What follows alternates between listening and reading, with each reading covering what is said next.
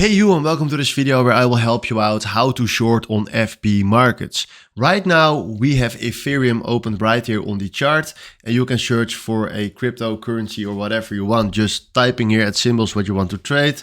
Let's say we want to trade Bitcoin, we search for Bitcoin, click on it, and now we have the Bitcoin chart standing right there. We want to short on Bitcoin, so what we're gonna do right now is click on new order. Select here the volume that you want to buy. So let's say 0.01 is fine. I'm using a demo account, so it cost me nothing. Then right now we can create a stop loss or take profit, but we want to short. So what we're gonna do is we click right here on sell by market. And now we are having a sell short position right here on the chart.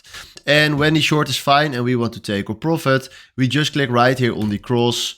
Click right here, I accept the terms, then we do this, and then right now we do it again, and now we just short our position, and this is how you can short on FP markets. So hopefully this is the video where I was looking for. Thanks for watching and have a wonderful day.